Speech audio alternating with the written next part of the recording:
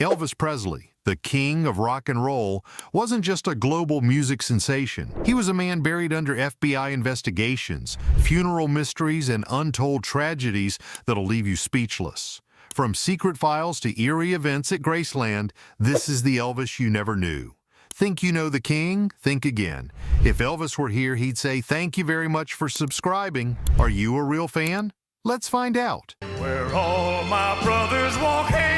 This was the night that made Elvis Presley the king of rock and roll, but everything was not that smooth. By the late 1960s, Elvis Presley, the king of rock and roll, faced an unexpected crossroads. The very man who once revolutionized music now seemed to be losing his spark. Audiences that once hung on to his every word were drifting to the counterculture of the era, embracing new voices, new styles, and a new sound. Elvis was trapped in a cycle of predictable movie roles and watered-down soundtracks that alienated his original fans. The unthinkable was happening. The king's throne was slipping from his grasp. How did Elvis respond to this moment? What could he do to recapture the magic that once made him a global icon? The answers lie in a single defining night that changed everything. Elvis Presley's meteoric rise in the 1950s redefined the music industry. With his rebellious charm, undeniable charisma, and electrifying performances, he didn't just capture attention, he became the symbol of an entire generation. His blend of rhythm and blues, country and gospel birthed rock and roll, a genre that resonated deeply with a youthful audience eager for something bold and new. Songs like Heartbreak Hotel, Hound Dog, and Jailhouse Rock solidified his status as the king of rock and roll. No one could match the sway of his hips or the intensity of his stage presence, and he dominated the charts in a way that seemed unshakable. However, the golden era of Elvis Presley began to dim as the 1960s unfolded. The music scene evolved rapidly, with emerging artists like the Beatles, the Rolling Stones, and Bob Dylan pushing boundaries with experimental sounds and provocative lyrics. These artists reflected the countercultural movement, voicing the frustrations, dreams, and rebellion of a new era. Their music resonated with audiences seeking authenticity and a deeper connection. Meanwhile, Elvis found himself trapped in a formulaic cycle. After returning from his military service in 1960, his career trajectory shifted dramatically. Instead of focusing on innovative music, he became entangled in a series of lighthearted Hollywood musicals. Though these films initially drew crowds, they lacked substance and artistic ambition. The accompanying soundtracks, often crafted for mass appeal rather than artistic merit, further alienated his audience. Over time, the repetitive nature of his projects began to erode the excitement that once surrounded him. Elvis's inability to adapt to the changing cultural landscape only exacerbated his decline. Younger fans gravitated toward fresher, edgier voices, while longtime admirers yearned for the raw, untamed energy that first defined him. By the mid-1960s, critics and fans alike began to question if Elvis still had the spark that had once made him a revolutionary force. By 1968, Elvis Presley stood at a crossroads. His once thriving career was now a shadow of its former glory. Record sales had plummeted,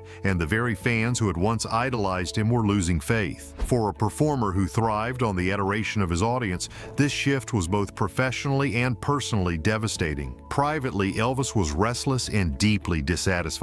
While his Hollywood films provided financial security, they did little to challenge him creatively. Friends and confidants noted his growing frustration with the trajectory of his career. He longed for something more meaningful, a return to the stage where he could connect with audiences on a visceral level. Performing wasn't just a job for Elvis, it was his lifeblood. The shifting cultural landscape only heightened his awareness of the need for change. The 1960s had ushered in an era of raw, socially conscious music, leaving Elvis's polished, movie-centric output feeling outdated. He realized that to stay relevant, he needed to reinvent himself, recapturing the raw energy and authenticity that had initially made him a star. Enter Colonel Tom Parker, Elvis's longtime manager. Parker proposed a televised Christmas special as a way to reintroduce Elvis to the public. Initially conceived as a straightforward holiday program, the idea sparked something in Elvis. Partnering with producer Steve Binder, Elvis saw an opportunity to redefine his image. Rather than conform to the predictable format of a holiday show, he envisioned something bold and revolutionary, an event that would remind the world of his unparalleled talent. This realization marked a turning point. For the first time in years, Elvis felt driven to prove himself, not just to his fans, but to himself. The stakes were immense. Either he would reclaim his throne or risk becoming a relic of the past. Elvis understood the gravity of this moment, and he was determined to make it count. By the late 1960s, Elvis Presley found himself himself at a critical juncture in his career. With his popularity waning, an opportunity arose that could potentially reignite his connection with fans. NBC offered him a television special. This was a rare chance for Elvis to step back into the spotlight, but the initial concept for the program was far from groundbreaking. Colonel Tom Parker proposed a straightforward Christmas special. His vision included traditional holiday songs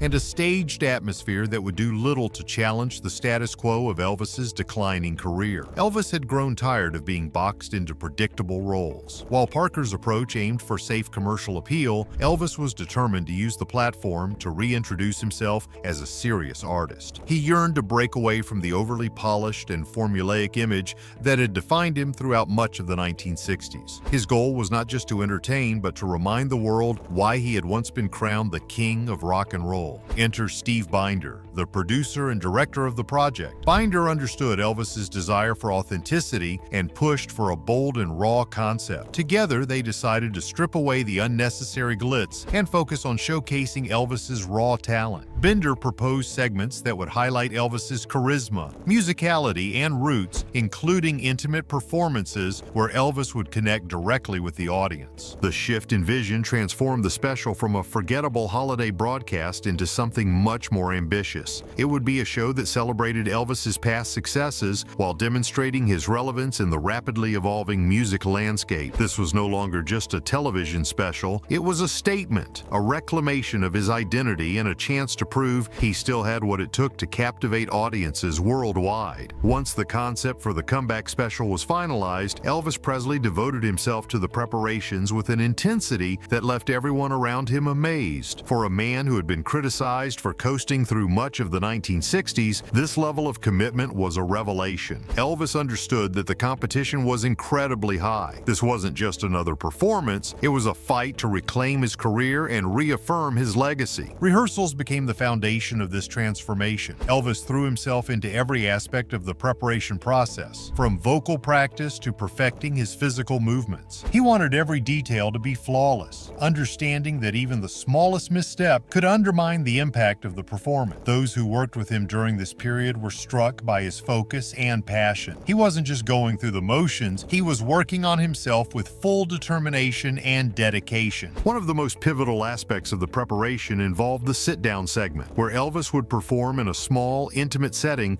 surrounded by fans and bandmates. This raw, unfiltered environment was unlike anything he had done before. To ensure its success, Elvis rehearsed tirelessly, working to capture the energy and spontaneity of his early career. Binder also pushed Elvis to tap into a deeper emotional reservoir for the show's climactic performance of If I Can Dream. This song, inspired by the social turmoil of the era, required Elvis to convey a sense of hope and longing that went beyond mere vocal delivery. Elvis took this challenge seriously, channeling his personal frustrations and aspirations into the song. The preparation for the comeback special was not just about logistics, it was a transformation. Elvis emerged from the process not only as a polished performer, but as an artist reinvigorated by his own potential. The dedication he displayed during these months set the stage for a performance that would go down in history. December 3rd, 1968 was not just another date in music history, it was the night Elvis Presley reminded the world of his brilliance. Millions of viewers across America tuned into NBC, many with mixed emotions. Some held on to the hope of seeing the king of rock and roll reclaim his crown, while others were skeptical, wondering if Elvis still had the magic that once mesmerized an entire generation.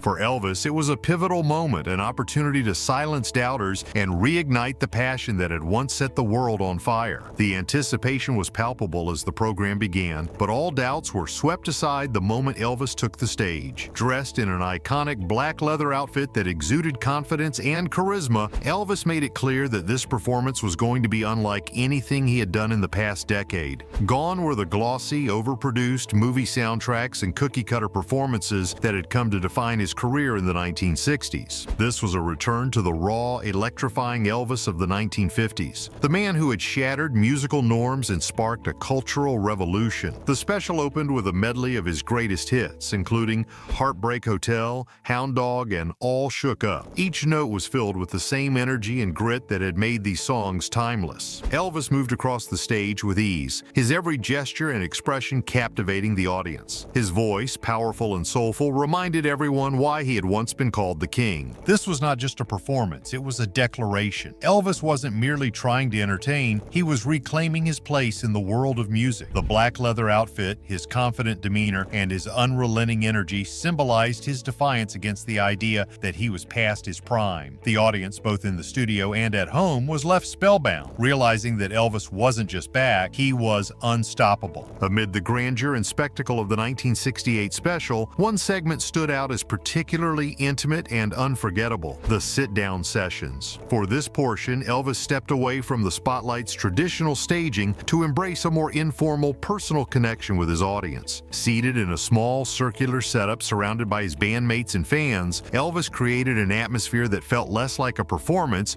and more like a gathering of old friends. The session was raw and unscripted, just opposite to the polished and rehearsed performances that had dominated his career for years. Elvis laughed, joked, and shared stories about his early days in music. That somewhere showed glimpses of the journey that had brought him to this defining moment. The setting allowed his personality to shine in a way that audiences hadn't seen before. It wasn't just the king of rock and roll performing. It was Elvis the man connecting directly with those who had supported him through the years. During the session, Elvis revisited many of his early hits, performing them with a renewed energy that felt both nostalgic and fresh. With his guitar in hand, he played classics like That's All Right and Blue Christmas, demonstrating the same fiery passion and effortless talent that had first made him a star. The simplicity of the setup, just Elvis, his bandmates, and his guitar, put the focus entirely on his artistry. It was the same raw talent that had once made the world take notice. The sit-down sessions became the emotional core of the special. They captured Elvis at his most genuine, stripping away the layers of Hollywood gloss to reveal the artist beneath. For fans, it was a powerful reminder of why they had fallen in love with his music in the first place. For Elvis, it was a triumphant return to his roots, proving that the king still reigned supreme. The culmination of Elvis Presley's 1968 comeback special was nothing short of groundbreaking. In the middle of this unforgettable night was his performance of If I Can Dream, a song deeply inspired by the social and political turmoil of the time, particularly the assassination of Dr. Martin Luther King Jr. earlier that year. This ballad was unlike anything Elvis had performed before, both in its message and its emotional weight. The song was written specifically for Elvis by songwriter Walter Earl Brown. Its lyrics carried a profound message of hope, equality, and the yearning for a brighter future, values that resonated deeply in a year marked by civil unrest and despair. For Elvis, singing If I Can Dream was more than just another performance, it was a personal declaration. The song's amazing lyrics, combined with its gospel-like melody, allowed Elvis to express a side of himself that fans had rarely seen. A man deeply moved by the struggles of his time and eager to connect with the audience on a raw, emotional level. Clad in his iconic white suit, Elvis poured his heart into the performance. His voice carried a depth of conviction that left no doubt about his sincerity. Many watching believed they were witnessing the king bearing his soul, reclaiming his place not just as a performer, but as an artist with something meaningful to say. This performance was a powerful statement. It was as though Elvis was saying, "I'm still here and I still matter." The moment transcended entertainment, reminding audiences of music's power to heal and unite. With If I Can Dream, Elvis not only solidified his comeback, but also showed that he was more than just a cultural icon. He was an enduring force with a message of hope and resilience. The immediate response to Elvis's 1968 comeback special was nothing short of sensational. When it aired on December 3rd, millions of viewers tuned in, and their reaction was unanimous. The king was back. The special, aptly titled Elvis, became an instant cultural phenomenon, praised by both fans and critics as one of the most compelling moments in television history. Critics who had long dismissed Elvis as a fading star found themselves reevaluating his relevance. They hailed the special as a triumph, not just for Elvis, but for television itself. For fans, many of whom had felt disillusioned during his movie years,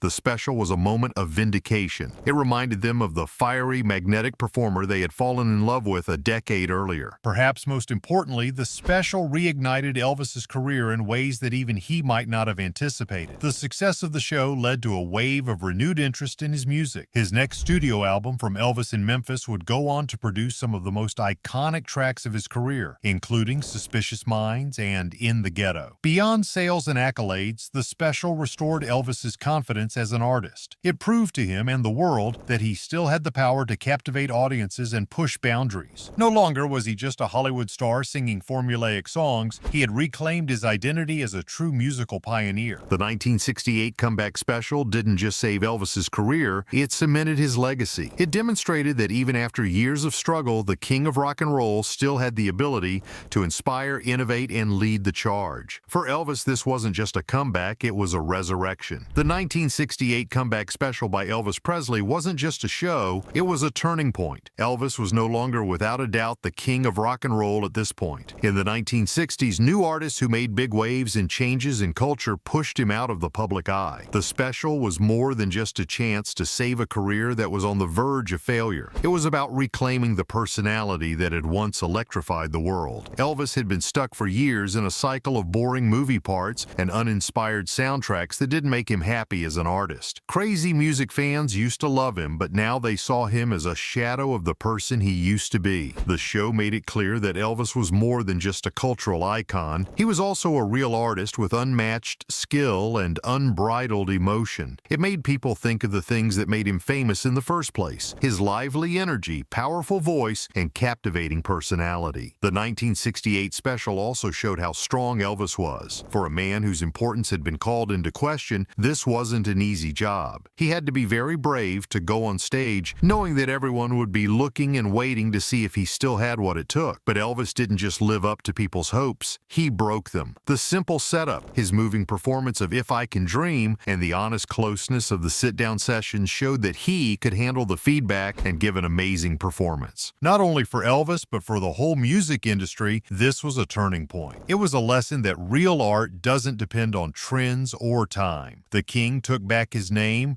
which made him even more of a legend that will last forever. One of the most important nights in Elvis Presley's life was the night he fought to keep his business alive. He wasn't just trying to show that he could still entertain, he was also trying to show everyone why he was the king of rock and roll in the first place. The special not only brought his career back to life, but it also set a new bar for comebacks in the entertainment business. Elvis's show wasn't just a return to form, it was a statement of purpose. It was clear from him that a star could always rise again with the right mix of ability and determination, no matter how low they fell. The comeback special showed how important it is to be strong and able to change while staying true to yourself. It was a way for artists to get back on track, and they still do. More importantly, the special made Elvis a sign of never giving up. It showed everyone that failing isn't the end of the story, it's just a new part. Elvis's amazing ability to come back from adversity made him a cultural hero, not just for the music he made, but also for the hope and inspiration he gave people. His story touched people outside of the entertainment business, especially those who have had failures or doubts about their ability to get back on their feet. In the end, this night changed what it meant to be king. Elvis didn't just rule the charts, he also ruled the hearts of a huge number of people. His impact went beyond his hits. It was rooted in the hearts of those who admired his path. He became a symbol of how passion, persistence, and artistry can last for a long time. It is these traits that will keep his fame alive and inspire new generations. Elvis Presley's 1968 comeback special isn't just a moment in music history, it's an inspiration. It's proof that no matter how far you fall, there's always a way back if you're willing to fight for it. If you were moved by this story, don't keep it to yourself. Share it with others who admire the king or those who could use a reminder that comebacks are possible. And don't forget to subscribe for more motivating incidents that capture the heart and soul of music history. It's the mystery video sweeping social media.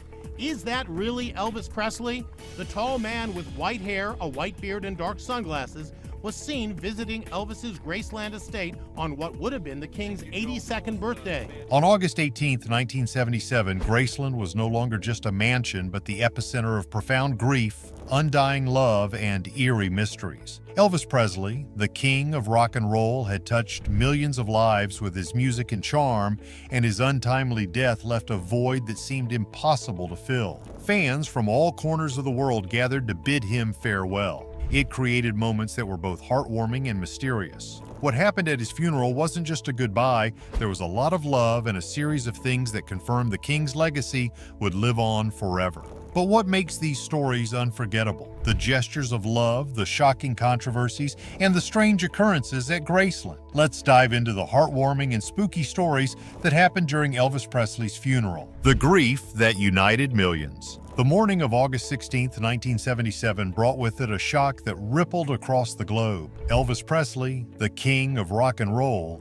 was gone. News of his sudden death at the age of 42 spread like wildfire. Fans, young and old, were struck by the enormity of the loss. Elvis wasn't just a performer, he was a cultural icon who had shaped the music industry, challenged societal norms, and connected deeply with millions. Television stations interrupted their scheduled programming to announce the tragic news, while radio channels played Elvis's songs back-to-back as a tribute. Newspapers carried bold headlines mourning the king's death, and magazines rushed to print special editions. The expression of grief was unlike anything seen before for a public figure. It was just reflecting the immense love and respect people had for Elvis. Graceland, Elvis's Memphis mansion, quickly became the focal point of this global mourning. Thousands of fans made their way to Memphis, many traveling hundreds or even thousands of miles. They camped outside the gates singing Elvis's songs, leaving flowers, and lighting candles. Graceland was no longer just a home, it became a sanctuary for those who felt connected to Elvis and his music. The crowds weren't just made up of fans from his heyday in the 1950s and 60s, teenagers who had discovered his music through their parents, elderly fans who had followed him since the start of his career, and even people who had only known him as a cultural figure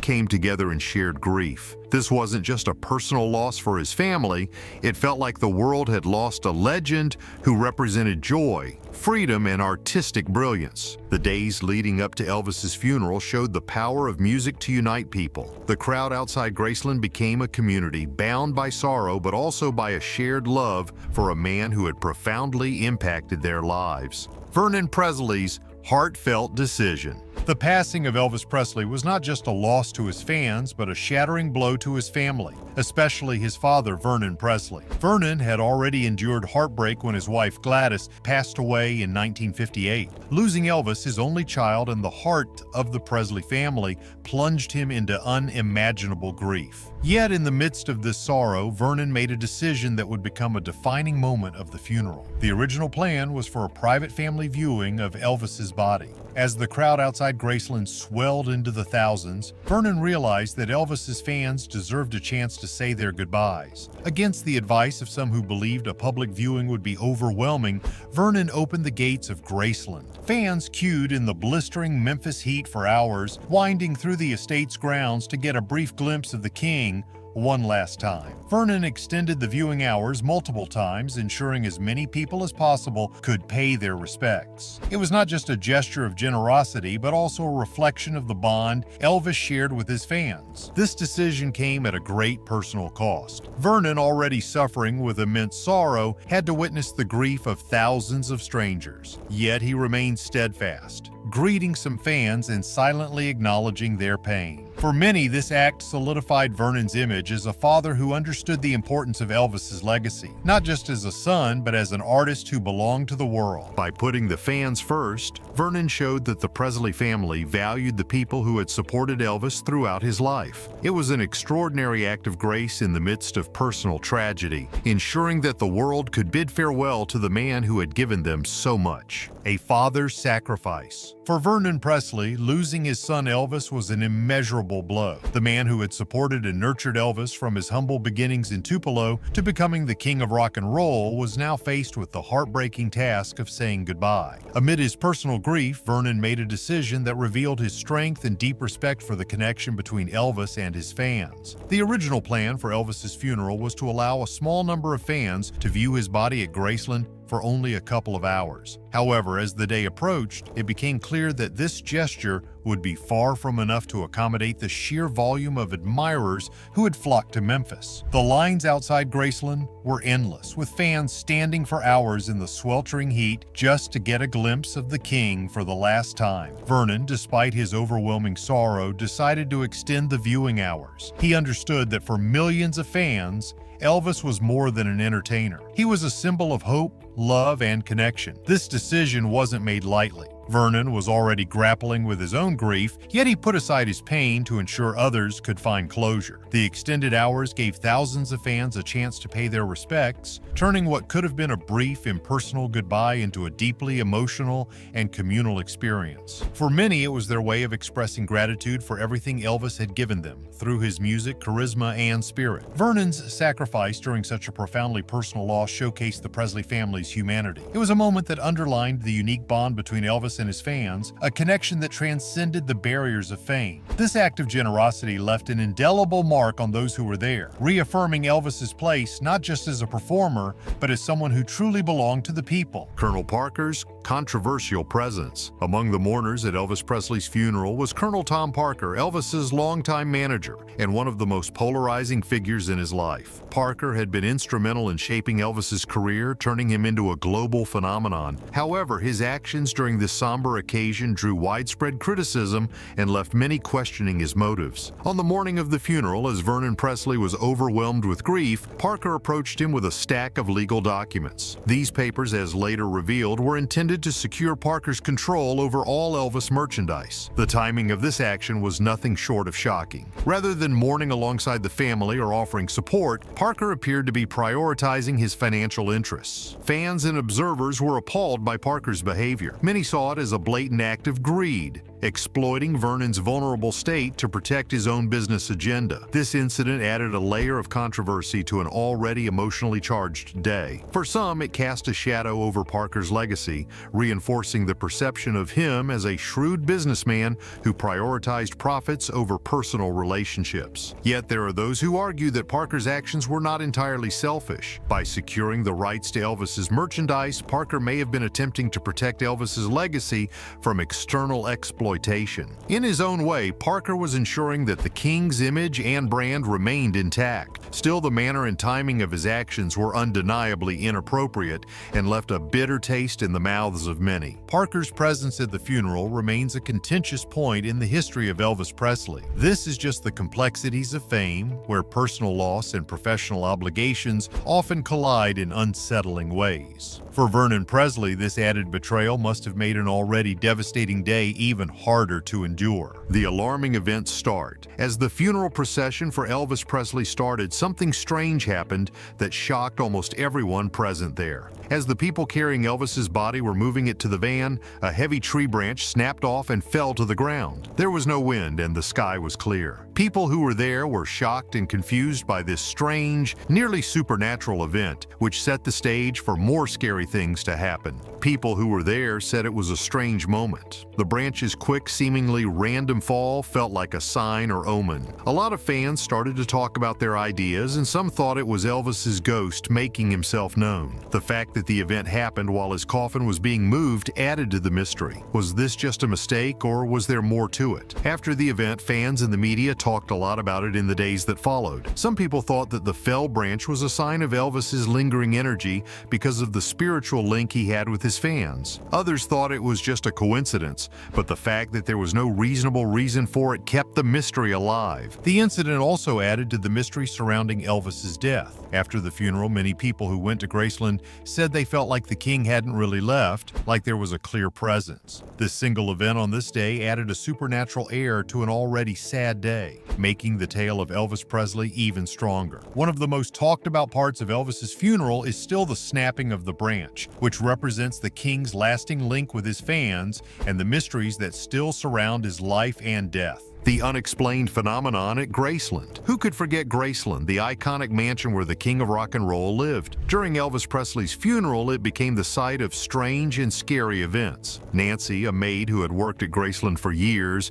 told of a few scary experiences that made her think that the house still had something strange going on. Nancy said she could hear faint footsteps going through the halls of the house late at night when no one else was there. There were deliberate, slow steps, not heavy or hurried ones. presence. It was like someone was quietly pacing through the house. Even though there were many checks, no one was ever found. The sounds were always the same and came from places that were known to be Elvis's favorites, like the music room or the stairs that lead to the second floor. Once, the door slammed shut for no obvious reason, and it was one of the most disturbing things Nancy talked about. She was cleaning the TV room in the basement one time when all of a sudden, the laundry door slammed shut with such force that it surprised her. She quickly checked and saw that no one was there. The door was also completely locked. The staff started to look forward to these events because they happened so often, but they never got any less scary. The whispers were another strange thing that happened. Nancy talked about soft whispers that seemed to move through empty rooms. The tone was calm and gentle, almost like a chat, but she couldn't make out the words. These whispers would often happen in parts of the house that were very important to Elvis, like the meditation garden or the dining room, where the family often ate together. Even though some people might say that these events were just coincidences or the product of grief-stricken minds, it was harder to explain away because different staff members reported the same things over and over again. Other people who worked at Graceland agreed with Nancy, which added to the evidence that the house held more than just memories. What was going on at Graceland could be the reflection of the deep emotional and spiritual mark that Elvis had left on the place. Nothing could be said about whether these were the ghosts of a full life or something more supernatural. The events added an air of wonder to a house that was already famous. Gladys Presley's spirit that lives on. Not only did the house remind many who worked there of Elvis Presley, but it also seemed to hold the spirit of his mother, Gladys Presley. Gladys died almost 20 years before her son. She was known for being very close to Elvis and rarely being apart from him, but a lot of the staff thought that her spirit was still there, watching over the home and her beloved son's memory. Nancy spoke out a lot about her experiences with what she thought was Gladys's spirit. Some parts of the house, especially near Elvis's bedroom and the kitchen, gave her a clear sense of calm. Gladys was known to hang out there during her lifetime. Nancy said that this presence felt safe, almost like a mother, and not scary at all. For Nancy, one event stuck out very clearly. She felt like she was being watched all of a sudden while she was cleaning Elvis's room. She turned around and said out loud, "Gladys, I know you're here. I'll take care of your boy." Later, she said she didn't know why she said it. It seemed like the right thing to do. Interestingly, the unease went away right away and was replaced by warmth and peace. Other employees also said they had similar situations. They talked about short views of what seemed to be a shadowy figure in places that reminded them of Gladys, like the meditation garden. Some people said they heard a faint humming sound, like someone singing a lullaby, but no one ever found where was that sound coming from. People who believed in Gladys's spirit saw her appearance as proof of how much she loved and cared for her son and their home. Gladys was the most important person in Elvis's life. She loved and supported him through his rough rise to fame. Many of the staff found it comfortable to think that her spirit might still be at Graceland. Skeptics might say that these events were made up because of grief or the imagination, but the story seemed to be telling the truth. Gladys's presence, whether it was psychic or symbolic, became an important part of the story of Graceland. For the people who worked there, she wasn't a ghost. She was a guardian who made sure her son's legacy and the family home were loved and cared for. These incidents show a stronger, more supernatural link to a home that was more than just a house. It was the center of the Presley family. The fans' unwavering devotion. Throughout the supernatural and emotional events surrounding Elvis Presley's funeral, one element stood firm: the firm devotion of his fans. Even in the face of grief and mystery, their love and belief in the King's enduring presence never wavered. This dedication went beyond simple admiration. It was a profound connection that tied millions of people to a man who had become a global icon. For the fans who flocked to Graceland after Elvis's passing, the supernatural occurrences were not frightening. Instead, they were seen as evidence that Elvis's spirit remained in the place he cherished most. The strange phenomena, such as the slamming doors, faint whispers, and the eerie falling of the tree branch were interpreted as signs that the king was still watching over Graceland. To many, these events were comforting rather than unsettling. It offered a sense of closeness to the man who had left such an indelible mark on their lives. Fans who visited Graceland often described feeling an unexplainable presence. Some spoke of sensing a calming energy, while others believed they could feel Elvis's watchful gaze. These experiences deepened the emotional connection they had with the king and solidified solidified their belief that his legacy extended beyond his music. This collective devotion turned Graceland into a historical landmark. Their loyalty was also evident in the sheer number of people who attended the funeral or sent tributes from afar. Flowers, letters, and memorabilia flooded Graceland, symbolizing the immense respect and admiration Elvis had garnered. Fans didn't just see him as a performer, they viewed him as a figure who brought joy, inspiration, and hope into their lives. Even decades later, the devotion of Elvis's fans remains extraordinary. His ability to evoke such deep emotions and inspire lifelong admiration speaks to the unique bond he shared with those who loved his music and his persona. The enduring legacy of Elvis Presley. Elvis Presley's legacy was never confined to his chart-topping hits or his legendary performances. His funeral and the events surrounding it only confirmed what so many already believed.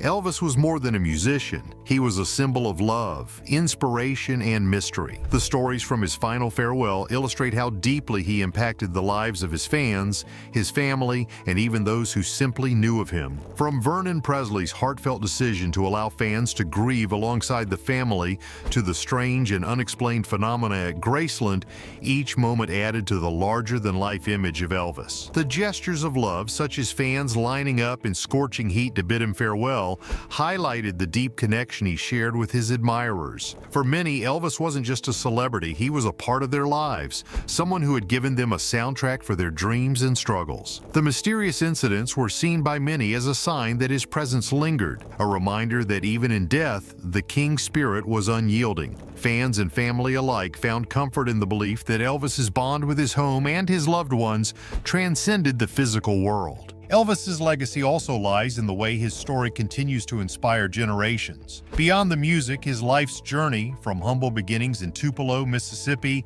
to global superstardom, resonates with people from all walks of life. His charisma, generosity, and passion made him more than an entertainer. They made him a cultural icon whose influence spans decades. Today, Graceland is a place where millions come to honor the man who changed the face of music and touched the hearts of so many. The stories from his funeral tell why Elvis Presley remains a figure larger than life, forever etched into the hearts and memories of those who cherish him. The king of rock and roll's funeral was more than just a chow. It was a moment that really carried the essence of his life.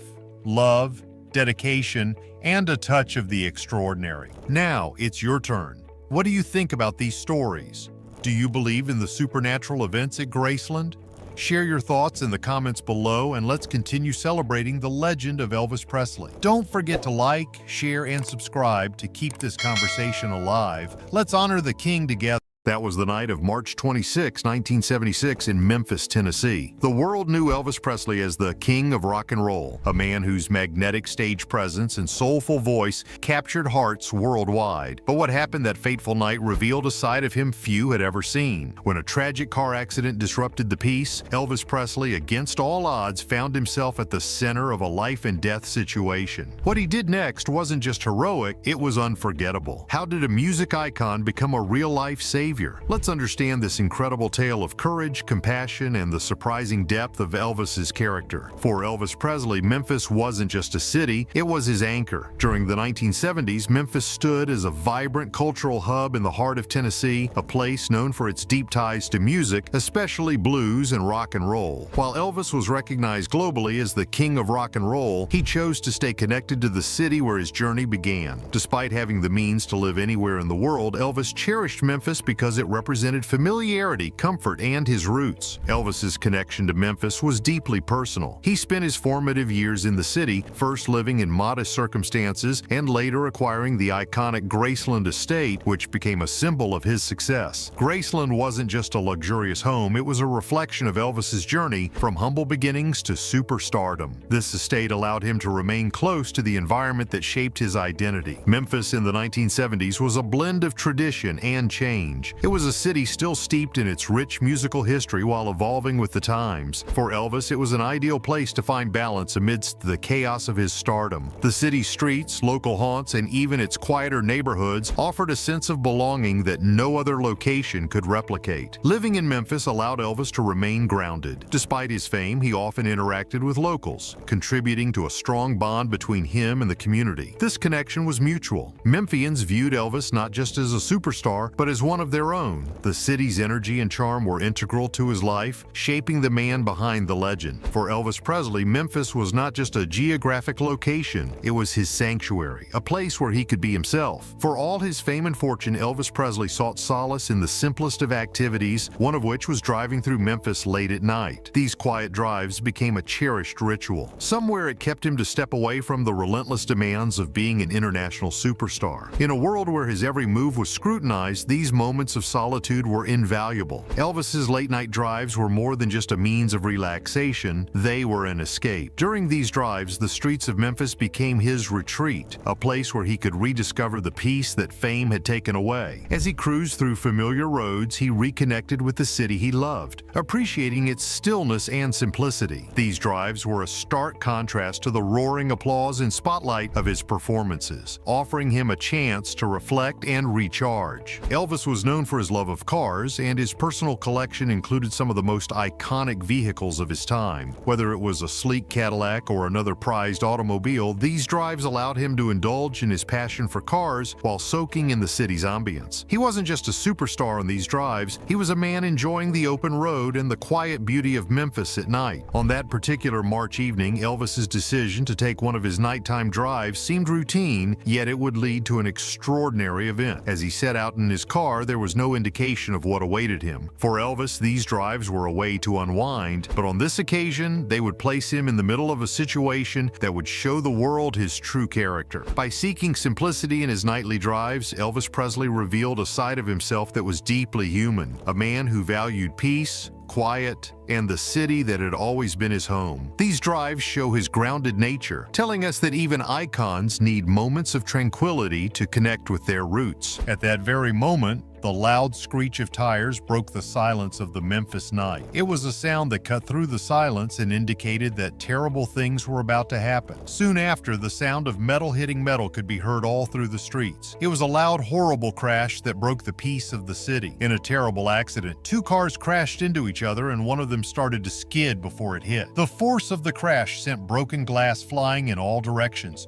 spreading out across the road like a warning to anyone who came close. After the accident, the scene was a complete mess. Broken glass and other wreckage were all over the road, showing how violent the crash was. The broken down cars started to give off smoke, which made the poorly lit street look very scary. The smell of burning tires and oil filled the air, and people started feeling even more rushed. A young couple was stuck inside one of the damaged cars and trying to move. Their car, which is now a mess of twisted steel, took the most damage from the accident. The windows were completely broken, and pieces were stuck in the seats and all over the ground. The couple's cries for help were hard to hear because they were mixed in with the sound of sirens coming from a distance. As the minutes went by, a small group of people started to gather, drawn by the noise and the damage they could see. Some people who were nearby were too shocked to do anything, while others were talking among themselves about how horrible the situation was. Everyone knew the accident was bad, and those who were stuck inside were running out of time. The strong glow of headlights let everyone know that another car had arrived at the scene of the crash. It came to a stop nearby and the driver got out. Even in the dim light, the figure of the driver was easy to recognize. Elvis, the king of rock and roll, was there. When he showed up in one of his famous jumpsuits with a hood, it stood out against the grim and chaotic background of the wreckage. When Elvis got to the scene, he was cool and determined. He didn't pause or look around for direction, even though the situation was bad. He had a commanding appearance, but he was also focused and deliberate. The people watching were amazed. Just moments before, they felt powerless. Being the hero didn't bother this man, who was known for captivating crowds in stadiums that were packed to the brim. Elvis assessed the situation quickly, his attention turning to the car with the trapped couple. Their faces were pale, their movements limited by injuries and the constraints of the twisted metal surrounding them. He moved closer, his calm and reassuring words cutting through the panic in the air. Though he wasn't a trained first responder, Elvis's instincts guided him. With sheer physical strength and determination, he managed to pry open the car door, creating a vital opening that would later allow rescuers to extract the injured passengers. For the onlookers, seeing Elvis in this role was surreal. It was a side of him they had never imagined, far removed from the glamour of the stage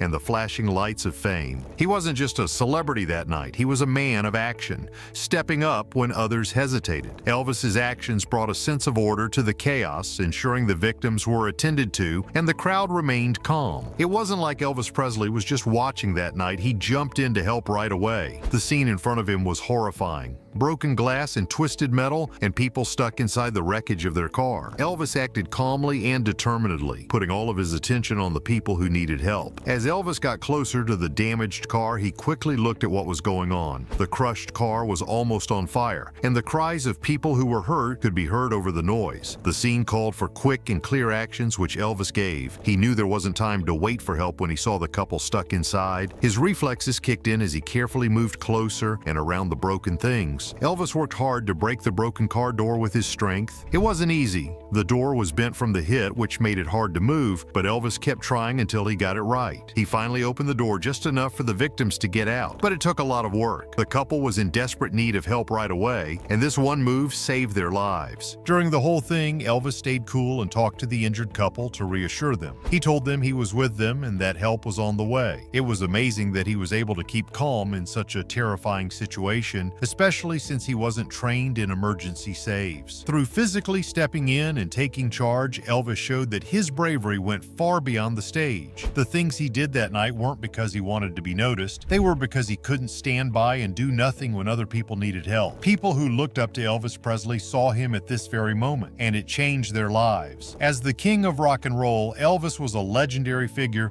who seemed to be bigger than life. But what happened that night showed a deeply human side of him that fans didn't get to see very often. Even though the accident scene was a mess, Elvis's kindness stood out. As soon as he got the door open and made sure the couple could get out, he didn't stop. He saw that one of the victims was clearly scared and weak from the cold and the shock of what had happened. Without thinking, Elvis took off his own sweater and put it over the person who was hurt. This small but kind act wasn't just useful, it showed a lot of care. Elvis's deeds were selfless and not about him. In this case, he didn't act like a famous person trying to get attention, but instead he was a caring person who put the victim's safety and comfort ahead of his own wants. He understood how they felt on a personal level. At that point, Elvis wasn't a famous person all over the world, he was just a man who cared. People who were there were amazed at how humble and real Elvis was. It didn't matter how famous or important he was, he worked with strangers to help people in need. This moment broke down the wall between the famous person and the regular person, showing that behind all the glitz and glamour was a man with a kind heart and a strong sense of duty. Elvis made an impact on everyone who saw what he did that night through his kindness and bravery. People remembered him not for his music or fame, but for how kind he was when it meant the most. As the night passed with the chaos of the accident, the arrival of emergency responders marked a turning point in the critical moments that followed. When paramedics reached the scene, they were struck by the extraordinary sight before them. Amidst the wreckage, debris, and the growing crowd of onlookers stood Elvis Presley, the global icon known for his music and fame, calmly assisting with the rescue efforts. It was a moment unlike any they had experienced in their professional lives. Elvis's actions up to that point had already transformed the scene from one of confusion to a semblance of order. While others stood in shock or struggled to know how to help, Elvis had taken control, providing immediate aid to the injured and ensuring they were as comfortable as possible. His presence brought a sense of calm to the victims and the crowd alike. For the paramedics, this unexpected assistance from such a prominent figure made their task smoother. Elvis didn't treat the situation casually or step away when help arrived. Instead, he remained fully involved, briefing the paramedics on the condition of the victims and sharing details about what had happened before their arrival. His observations were crucial, as they gave the responders a clearer understanding of what needed to be done. Elvis worked alongside them, helping ensure the victims were safely transferred to stretchers and ready for transport to the hospital. In those moments, it was evident that Elvis was not acting as a celebrity,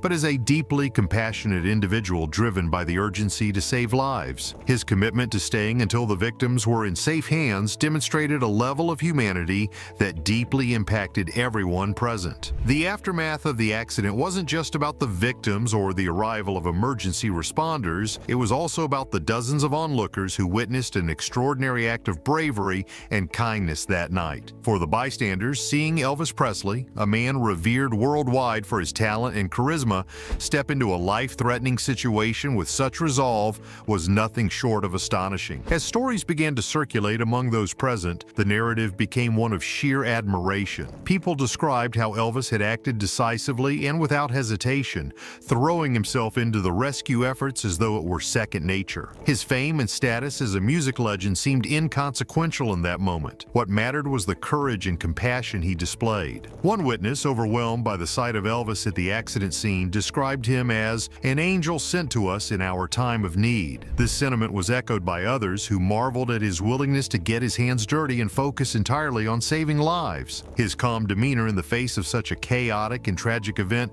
left a lasting impression on everyone who saw him that night. Many onlookers also noted the effect Elvis's presence had on the crowd itself. Where confusion and panic had initially reigned, his arrival brought a sense of order. People began stepping back, following his lead, and creating space for the paramedics to work effectively. Even in such a grim situation, Elvis's ability to command attention and inspire cooperation proved invaluable. The witnesses carried the story of his heroism far and wide, ensuring that his actions that night would never be forgotten. For them, it wasn't just about what Elvis did, it was about how he showed the world the depth of his character, revealing a side of the king that went far beyond music and fame. Not only did the people who were there that night see Elvis Presley become a hero on the streets of Memphis, but the story quickly spread across the country. The story was picked up by the news media, and articles came out praising Elvis's brave actions. Aside from the sadness of the accident, what made the story so interesting was how different Elvis's fame was from his selflessness in a life-threatening situation. Reporters and writers quickly picked up on this story.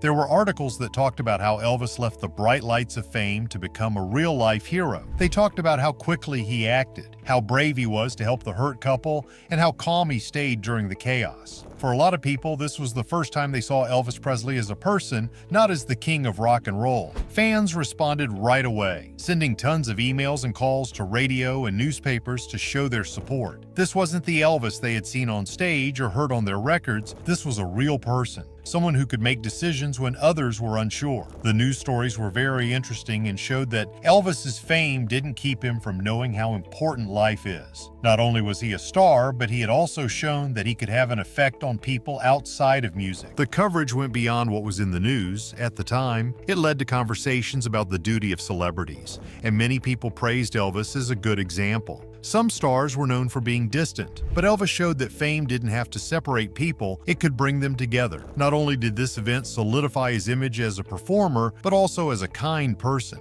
Following the accident, the young couple that Elvis Presley saved fully recovered over the next few weeks and months. Their thanks were endless, and they often told others their story, stressing how Elvis had given them hope when things were at their worst. Elvis wasn't just a popular person to them, he was the reason they were able to stay alive. Their story of the night became an important part of Elvis's memory as it grew. The story of how brave and generous he was gave fans a new view of the man they thought they knew. People had always liked his singing and personality, but this event showed a side of him that not many had seen before. It didn't get lost in the story. Both Elvis fans and scholars started to include this event in the bigger story of his life. It showed how he could connect with people on a personal level, no matter how famous or rich they were. For people who looked up to him, it was a moment of deep validation that showed what kind of person Elvis really was when he wasn't in the center. That night changed a lot of people, not just the pair whose lives he saved. It made a lot of people see Elvis as more than just a performer. His deeds made the point that being truly great isn't just about talent,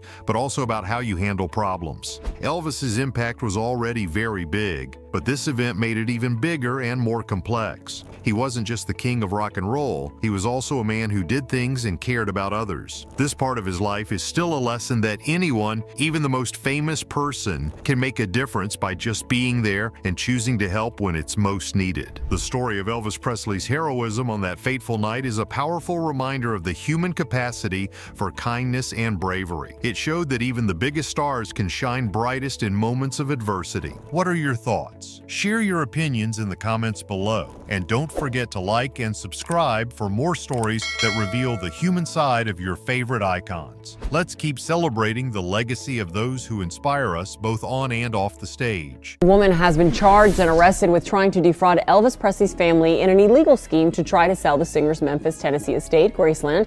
Lisa Finley is accused of orchestrating the plan to conduct the sale of Graceland Graceland. Prosecutors allege that she'd The King of Rock and Roll's cherished sanctuary, which attracts hundreds of thousands of visitors annually, was allegedly targeted for fraudulent sale. But the real twist is, who dared to attempt this audacious heist on history itself, and how did it all come to know? An unbelievable controversy overtook Elvis Presley's famed Graceland house, and the FBI was brought in to investigate. The plot sounds like anything out of a Hollywood crime movie. This is the complex web of lies, legal wrangling, and mystery that we will attempt to untangle in the coming minutes. Graceland is more than just a huge mansion. It's a cultural icon that people always think of when they think of Elvis Presley's life and influence. The estate, which was bought in 1957 for $102,500, was the symbol of Elvis's meteoric rise from a struggling childhood in Tupelo, Mississippi, to world fame. Graceland is a beautiful 13.8-acre estate in Memphis, Tennessee. It became one of the most famous homes in the world very quick. Elvis didn't just see Graceland as a house, it was his personal destination, a spot where he could get away from the stresses of fame and get in touch with his roots. He kept his family, friends, and co-workers entertained here, often throwing big parties with lots of music and fun. Along with being a place for Elvis to write and practice songs that would become classic, the mansion became a place where he could be artistic. The extravagant decor, custom-made furniture, and themed rooms like the Jungle Room at his home show off his larger-than-life personality and unique style. Graceland has a lot of emotional value in addition to its beauty. It's where Elvis made special moments with his daughter Lisa Marie Presley, and fans still feel very connected to his life there. Graceland is no longer just a private home, it is now a museum and a place where millions of fans from all over the world go to honor Elvis. Over 500,000 people visit the house every year, making it one of the most popular homes in the United States. Graceland has been kept exactly as it was during Elvis's lifetime. It gives a unique look into the private life of one of music's most famous figures and shows how much he affected culture, music, and history. When careful local officials and estate managers noticed fishy things going on with the property's ownership records, the fake sale of Graceland started to fall apart. At the root of the scandal, there was a fake document that was said to give Graceland's ownership from its rightful owners to someone else. Even though this paper was cleverly fake, it had errors that made people very worried right away. Elvis Presley Enterprises, EPE, informally owns Graceland. EPE is in charge of keeping the estate in good shape and running it as a museum and tourist attraction. It didn't make sense that such a big, heavily controlled property could be sold without being properly checked out, which led to more research. Authorities found problems like signatures that didn't match, wrong legal descriptions, and problems with the historical line of ownership. Because of these discrepancies, there were a lot of questions, and land managers took the problem to the local police. Because they were vigilant, the attempted fraud was found before it could do any long-term damage. Because Graceland is a National Historic Landmark, any court challenges or changes in ownership would naturally get a lot of attention. But the forgery was carefully planned, which made it look like it was done on purpose to take advantage of holes in the law and real estate system. As soon as local officials pointed out that the deed was fake, the case was sent to federal investigators. The level of skill needed to pull off the fake and the importance of the property meant that the FBI's help was needed. With their help, a more in-depth investigation began into who was behind the scheme, what their goals were, and how someone could even try such a daring act. This early finding was very important for protecting Graceland's history and making sure that this famous property stays safe for future generations. The gravity of the attempted fraudulent sale of Graceland prompted the involvement of the Federal Bureau of Investigation, FBI. Known for their expertise in tackling high-profile fraud cases, the FBI approached the matter with precision and urgency. The case required an in-depth probe due to the historical significance of Graceland and the complex methods used in the fraudulent deed submission. The FBI's primary focus was on identifying how the forgery occurred and uncovering the individuals or entities behind. This involved starting with the paper trail, a crucial aspect in cases of property fraud. Investigators meticulously examined the fraudulent deed to understand its creation. They looked at the date, signatures, and official seals, analyzing every detail for clues about its origin. Forensic analysis of the documents played a key role, revealing discrepancies such as inconsistent handwriting and mismatched digital timestamps. Beyond the forged deed itself, the FBI sought to understand the connections between the fraud and Graceland or Elvis Presley Enterprise. This involved scrutinizing the records of anyone who had access to the estate's legal and administrative documents. By mapping out these connections, the investigators aimed to identify whether the fraud was an insider job or the work of external actors exploiting loopholes in property law. The FBI collaborated collaborated with cybersecurity experts to track any digital footprints left by the perpetrators. This included identifying the devices used to craft the forgery and tracing the IP addresses associated with suspicious activities. The combination of digital and traditional investigative technique created a comprehensive approach to unraveling the crime. Through their efforts, the FBI not only began piecing together the details of the attempted fraud, but also laid the groundwork for identifying the suspects involved. Their meticulous approach highlighted the seriousness of the crime and set the stage for uncovering those responsible. As the FBI delved deeper into the case, a clearer picture of the potential culprits began to emerge. The investigation revealed a range of individuals who might have orchestrated the fraud. These included disgruntled former employees of Elvis Presley Enterprises who may have had access to sensitive information, and professional real estate con artists known for targeting high-value property. One key group that drew the FBI's attention was a network of fraudsters with a history of exploiting property law loopholes. These individuals had previously engaged in schemes involving forged deeds and falsified ownership claims on high-profile estates. Their methods were alarmingly sophisticated, involving advanced forgery techniques and detailed knowledge of legal processes. By identifying this group, investigators began to narrow their focus on individuals with both the motive and the expertise to target Graceland. What made this case particularly challenging was the level of professionalism displayed by the perpetrator. The fraudulent deed was not a crude attempt, it bore all the hallmarks of a carefully planned operation. Official seals, signatures, and even the chain of ownership records were meticulously falsified to create an illusion of legitimacy. Such precision indicated that the culprits had access to both advanced technological tools and insider knowledge of property transactions. The FBI also investigated possible connections between the suspects and individuals within Graceland's management circle. While no direct evidence of an insider's involvement was initially uncovered, possibility of leaked information or collaboration remained under scrutiny. The investigation's complexity underscored the depth of the conspiracy. By zeroing in on this web of suspects, the FBI aimed to dismantle not just the attempted fraud, but also any broader networks involved in similar schemes. The case represented the vulnerabilities of high-value properties and the lengths to which criminals are willing to go to exploit them. The FBI's investigation into the attempted sale of Graceland uncovered a shocking revelation about the tools and methods used by the perpetrator. This was no crude operation. It involved advanced technology that underscored just how sophisticated modern fraud has become. The fraudsters employed tools capable of mimicking official seals and signatures, making the falsified deeds appear authentic and credible to the untrained eye. The use of editing software allowed the perpetrators to replicate digital signatures, which are often considered a secure method of verification. These digital replicas were almost indistinguishable from legitimate signatures, complicating the detection process. They also manipulated visual elements such as fonts, seals, and stamps to give the impression of a genuine legal document. These techniques were so advanced that even professionals initially struggled to identify the forgeries without conducting a detailed forensic analysis. The technological sophistication extended beyond the documents themselves. Investigators discovered that the fraudsters had exploited gaps in electronic property registry systems. By manipulating databases and leveraging loopholes in digital record keeping, they attempted to create a convincing paper trail that would lend credibility to their claim of ownership. Such manipulation highlights a broader concern about the vulnerabilities of digital systems, especially when dealing with high-value assets. The perpetrators seemed well-versed in real estate law, using their knowledge to exploit legal technicality. This suggests a calculated approach where technology was not just a tool, but a weapon to deceive and defraud. The level of planning and expertise involved demonstrates the evolving nature of fraud, where traditional methods are replaced with high-tech alternatives that are harder to detect and prosecute. So, as technology becomes more integrated into legal and financial systems, it also creates opportunities for criminals to exploit weaknesses. The Graceland case has exposed the need for more robust safeguards in digital record keeping and heightened scrutiny of property transactions to prevent similar incidents in the future. The question that loomed over the Graceland fraud case was simple yet perplexing. Why would anyone attempt to sell such an iconic property knowing its immense cultural and historical significance? The answer, as the FBI uncovered, boiled down to one powerful motivator: money. The fraudulent scheme was fueled by the promise of a massive financial windfall, a payout that could have amounted to tens of millions of dollars had the sale gone through. Graceland is not just a home, it is a global landmark revered by millions. Its association with Elvis Presley elevates its value far beyond its physical dimension. The estate, encompassing the mansion mansion, its grounds, and its cultural significance is estimated to be worth a fortune. This immense value made it an irresistible target for those looking to profit illegally. The perpetrators appeared to believe that the complexity of Graceland's ownership and management structure would work in their favor. With Elvis Presley Enterprises overseeing the estate, along with layers of legal protections, they likely assumed they could exploit gaps or delays in the system to push their fraudulent sale through before being caught. It was a gamble rooted in greed and a calculated risk that the estate's caretakers and law enforcement might not catch on until it was too late. The allure of easy money isn't new in cases of fraud, but what sets this case apart is the audacity of the criminals involved. Attempting to sell a property as famous as Graceland was not just about financial gain. It was about exploiting a legacy. The fraudsters saw Graceland not as a cultural treasure, but as a means to enrich themselves, disregarding its importance to Elvis's fans and the broader historical narrative. In high-profile fraud cases, this reason fits with a larger trend. Criminals see the value of cultural sites as less important than their monetary value. Some people will do anything to get money, even if it means destroying a piece of history. The Graceland case is a good example of this. When the news of the attempted fraudulent sale of Graceland broke, the reaction was immediate and overwhelming. Fans of Elvis Presley, many of whom see Graceland as a near-sacred site, were outraged by the audacity of the crime. For these admirers, Graceland is more than a historic estate. It's a direct connection to the life and legacy of the king of rock and roll. To tamper with it felt like a personal attack, not just on Elvis's memory, but on the community of fans who continue to cherish his contributions to music and culture. Social media became the epicenter of this outrage. Platforms like Twitter, Facebook, and Instagram were flooded with posts from fans expressing their disbelief and anger. Hashtags like #SaveGraceland and #JusticeForElvis began trending as people around the globe joined the conversation. Many fans called for strict legal action against those responsible, emphasizing the need to protect Graceland and other cultural landmarks from similar threats in the future. Beyond the digital realm, fan clubs and Elvis Presley tribute groups mobilized, organizing petitions and public discussions to raise awareness about the incident. Their collective voice highlighted the importance of safeguarding such iconic properties, not only for the sake of history, but also as a tribute to the man who touched millions of lives with his music. The attempted fraud also reignited conversations about the emotional and cultural significance of Graceland. For many, it represents not just Elvis's success, but also the era of rock and roll that defined a generation. The idea that someone could try to exploit such a revered landmark for personal gain sparked deep concern, with many fans questioning how such an attempt was even possible. Their shared outrage served as a powerful reminder of the profound impact Elvis continues to have decades after his passing. As the FBI's investigation into the fraudulent sale of Graceland progressed, the case quickly gained significant media attention. The suspects, whose identities were initially withheld to maintain the integrity of the investigation, faced serious charges. These included forgery, fraud, conspiracy, and the attempted theft of cultural property, a crime that carries heavy penalties due to the historical importance of Graceland. The legal proceedings became a high-profile affair, with coverage spanning major news networks and online publications. Each new detail uncovered by the authorities was analyzed and reported, keeping the public, and especially Elvis's fans, closely engaged. The revelations about the scheme's sophistication shocked many. The forged documents and elaborate plans underscored just how carefully the crime had been orchestrated, raising questions about potential gaps in property protection law. Elvis Presley Enterprises, EPE, the legal custodian of Graceland, played an active role in the legal battle. Their team of attorneys worked alongside federal authorities, ensuring that all evidence against the perpetrators was thoroughly documented and presented. Beyond seeking justice, EPE's legal efforts aimed to protect Graceland's ownership and prevent similar incidents in the future. As the case opened, prosecutors built a robust argument against the suspects, citing not only the forged deed, but also the broader implications of their action. Attempting to sell such a globally significant property fraudulently was framed not just as a financial crime, but as an assault on cultural heritage. This perspective resonated deeply with both the legal system and the public, amplifying the stakes of the trial. Ultimately, the legal proceedings underscored the importance of vigilance in protecting historical landmarks. While the case against the suspects moved forward, it also spurred conversations about strengthening laws and systems to prevent such audacious attempts in the future, ensuring the legacy of icons like Elvis Presley remains untarnished. Strengthening protections for historical sites. The attempted fraudulent sale of Graceland has ignited a critical conversation about how historical and cultural landmarks are protected. As one of the most iconic estates in the United States, Graceland's near victimization by sophisticated criminals highlights vulnerabilities in the legal and security framework governing such property. Experts have emphasized that stronger regulations and oversight are necessary to ensure that high-value landmarks remain safeguarded against similar fraudulent activity. One of the primary concerns is the susceptibility of property ownership documentation to forgery. Fraudsters exploited loopholes in the system, demonstrating how even culturally